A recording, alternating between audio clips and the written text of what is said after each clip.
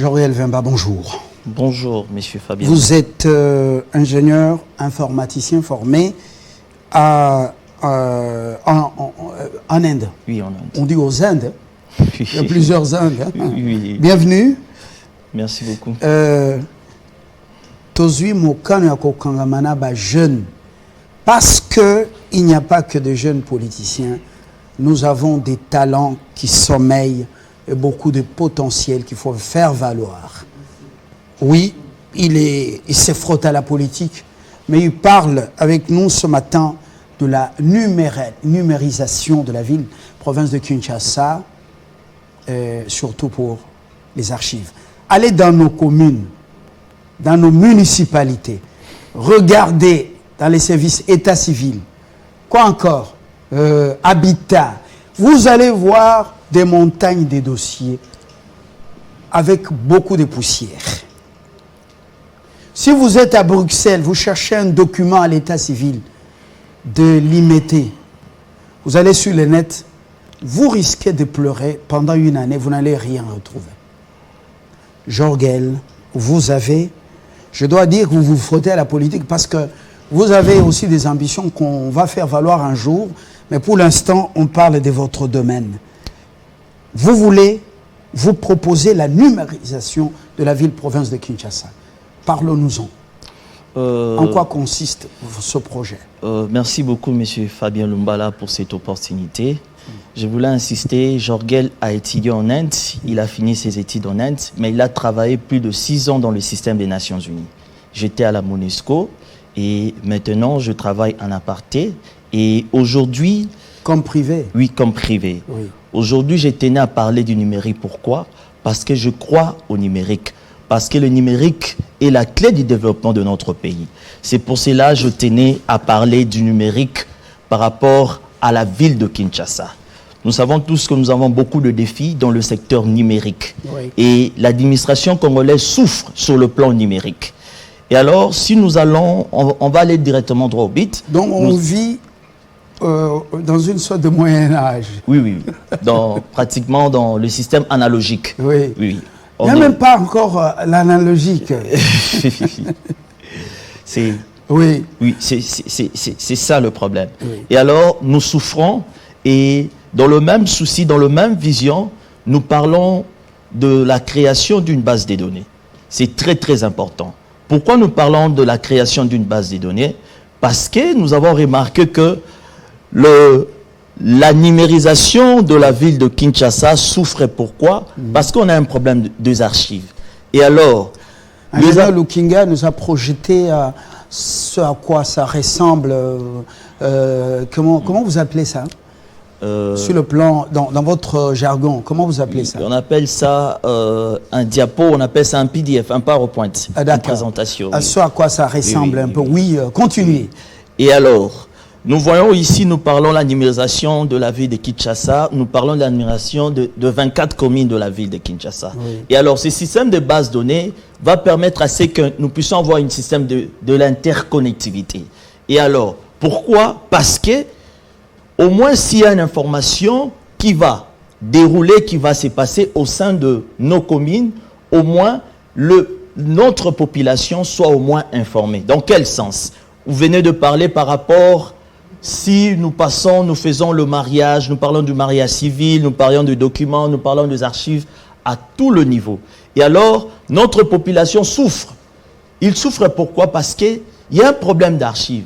Si vous allez peut-être aujourd'hui, vous vous êtes marié depuis 2015 ou 2020, 2010. Pour retrouver les documents. Si c'est brûlé, perdu, ou vous avez perdu ça dans les eaux sur la Méditerranée, difficile de retrouver les archives. C'est ça. En fait, c'est ça le problème. Soit les rats les rongent. Oui, c'est ça le problème.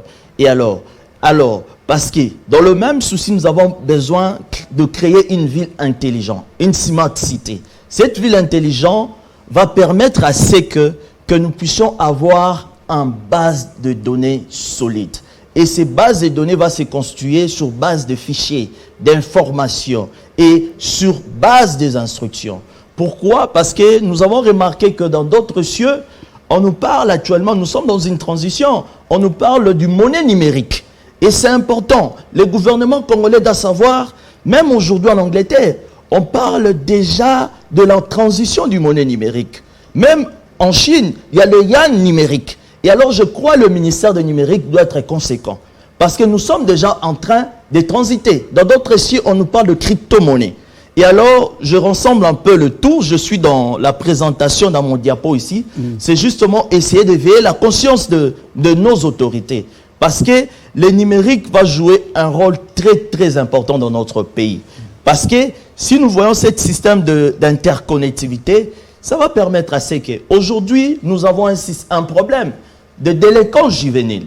L'indélinquance juvénile s'impose dans notre pays parce qu'un Koulouna peut faire ses bavures peut-être à Matete, mais il va se cacher peut-être à Limité.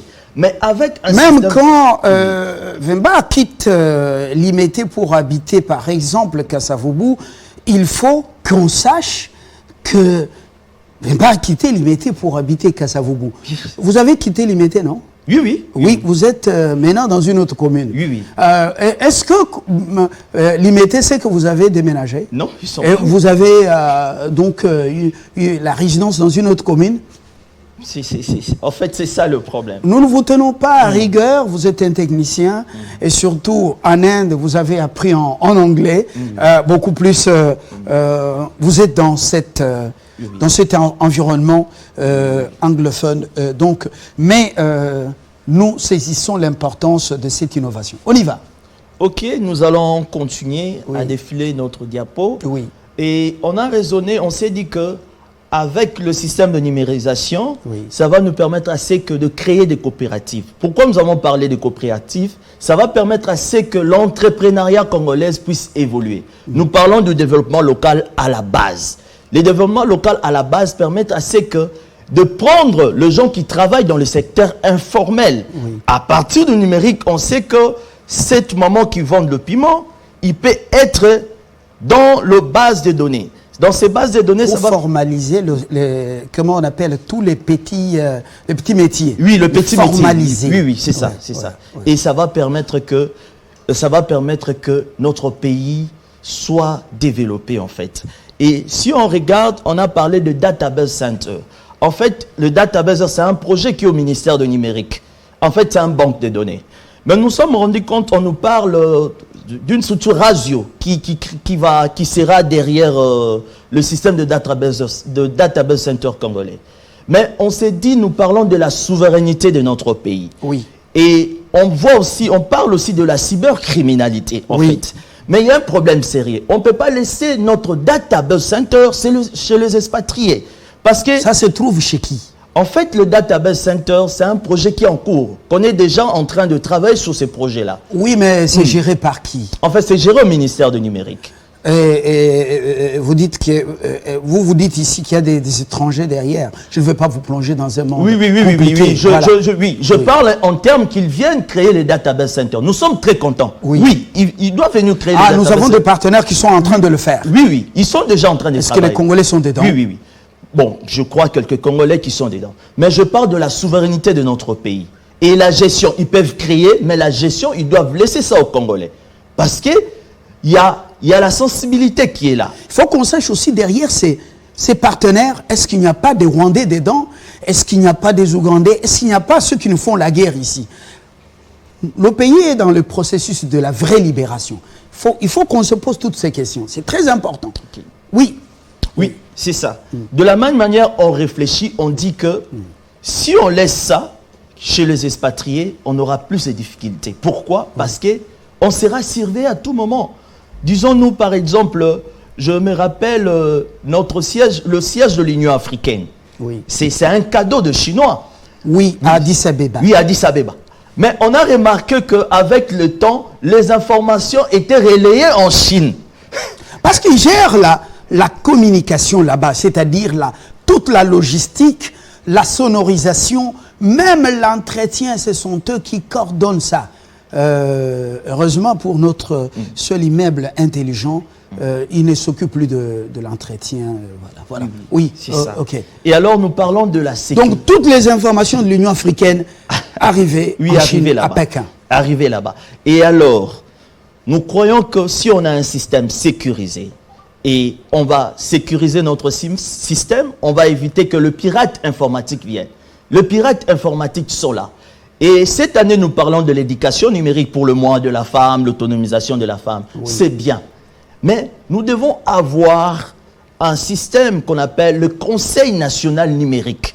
En fait, le Conseil national numérique permettra à ce qu'on puisse donner l'instruction numérique. C'est important. Aux femmes et aux hommes. Et aux enfants ça même. Commence très tôt à l'école parce que nous devons nous préparer à la guerre, à cette guerre numérique. Elle est déjà opérationnelle. Et c'est ça, c'est aussi important. Je listerai un peu ici, je crois à la fin, je parlais d'une brigade numérique. Nous avons besoin d'une brigade numérique parce que la technologie évolue tout le jour dans le monde entier. Nous avons besoin d'une brigade numérique. Pourquoi nous avons besoin d'une brigade numérique? Nous souffrons. Imaginez-vous au boulevard du 30 juin ici, nous n'avons pas un système de télésurveillance. Le système de télésurveillance, c'est le vidéosurveillance. Il n'y en a pas, ça n'existe pas. Et si on a un problème de l'insécurité, nous allons envoyer les éléments sur le terrain. Les éléments sur le terrain, oui, ils doivent descendre sur le terrain. Ces éléments doivent travailler avec la police scientifique, avec les services de renseignement, oui, services de sécurité, ça demande dans une système interdisciplinarité. Oui. Et nous voyons ici, nous parlons d'un système de vidéo-télésurveillance.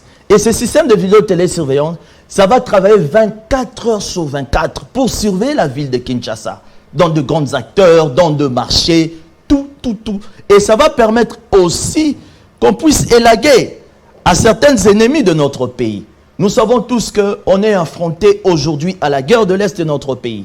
Mais si on parle de la numérisation, ça va permettre que nous puissions sécuriser nos frontières et permettre qui entre et qui sort. Parce que nous aurons un système de télésurveillance. Comment on appelle? À partir de la DGM, on sait que tel est entré, on sait même qu'il est allé loger dans tel hôtel, ainsi de suite. Hein? C'est là. Voilà. C'est vraiment ça. Oui.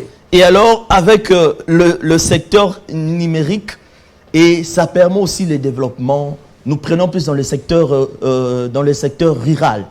Parce que nous savons tous qu'on a un problème de la fibre optique. Là, je passe plus dans le système de la télécommunication. Je vois plus le ministère de la Penthétique, tout ça. Et nous savons que dans d'autres villages, jusqu'à maintenant, l'Internet même n'existe pas. Même la communication n'existe pas. Et alors, pour continuer à réfléchir, c'est pour cela que je me disais, aujourd'hui, nous parlons de crypto-monnaie. Il faut faire très attention. Et nous savons qu'aujourd'hui, il y a un problème de liquidité, de cash dans le monde.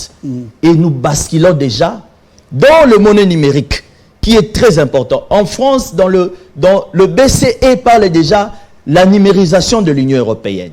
On parle de la numérisation de l'Angleterre.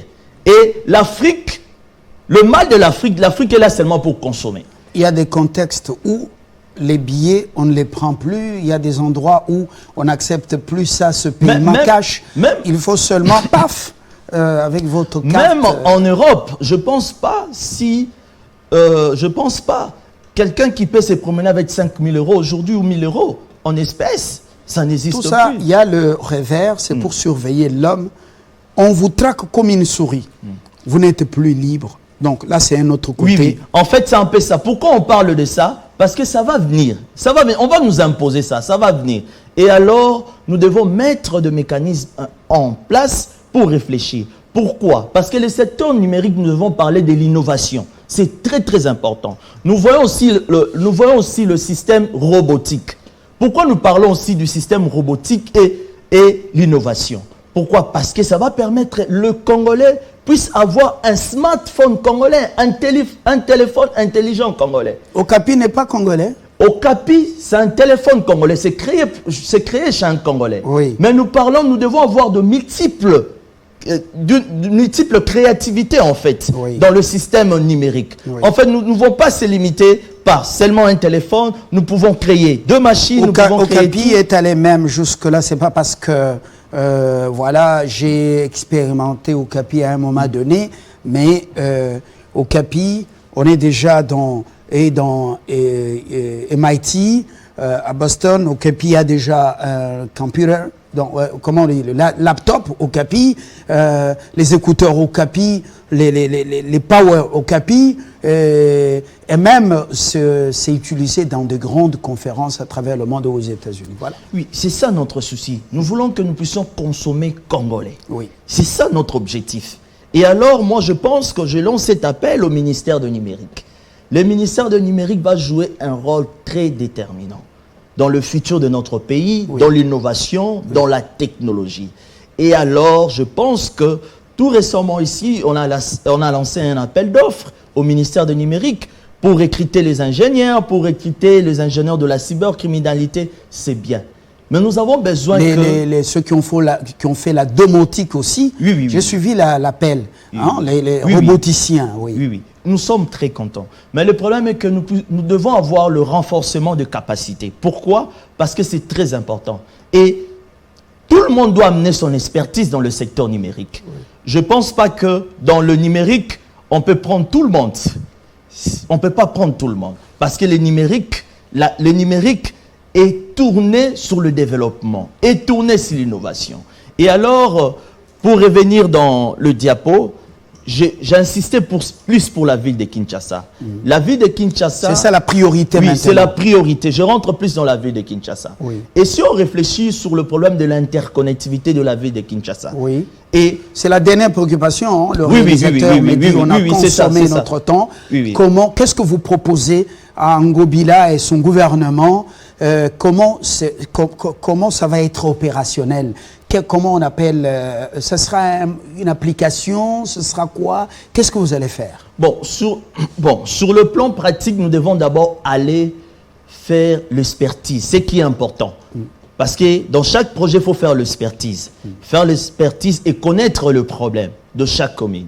Je pense que si on fait l'expertise d'abord, on va créer un système de base des données. Et ce système de base de données va relier l'information à tout le monde. Et alors, si le gouverneur de la ville de Kinshasa, M. Ngobila, veut communiquer avec les gougoumes au sein de leur commune, directement avec le système numérique, avec le système d'interconnectivité, il peut directement envoyer le mail. Nous avons parlé de mail générique. Il peut envoyer directement le mail et automatiquement, ces mêmes personnes-là aussi peuvent revenir à réagir à tout le moment, à tout l'instant. Parce que pourquoi? Nous croyons à ce que le numérique dans le système de l'interconnectivité et la communication permet aussi à ce que nous puissions avoir une sécurité et une fluidité dans le terme de gestion de numérique. Pourquoi? Pour conclure ici, je pense que dans le numérique, dans le même clé de développement, chez notre gougoumestre de la ville, ça va permettre à ce que la gestion de la ville de Kinshasa. Et la gestion de la ville de Kinshasa va tenir compte aussi au sein de l'environnement de Kinshasa. Parce qu'au moins les gens seront identifiés. On parle de l'identification nationale. Avec le numérique, avec l'interconnectivité, on n'aura plus besoin de faire l'identification nationale. Tout le monde sera identifié dans chaque quartier et dans chaque coin.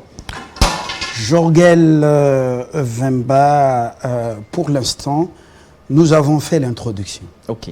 Alors quand on a été trahi justement par un petit souci, le format de cette représentation, de cette projection, je crois qu'on le fera graduellement avec full mur d'image, full écran, et ça sera beaucoup, ce sera dans une approche pédagogique.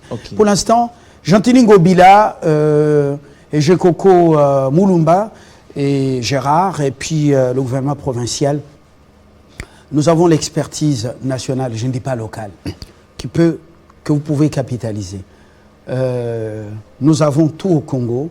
Jorgel Vemba, si vous avez besoin de ces contacts, moi, je vais vous les passer. C'est simple comme bonjour. Merci d'être venu. Nous passerons à l'autre étape quand ce sera le moment pour le faire. Et je vous tiendrai au courant. Excellente semaine, excellente journée. Pour nous, c'était laborieux. Je dois me reposer un peu durant quelques heures. C'était très laborieux. Bonne journée.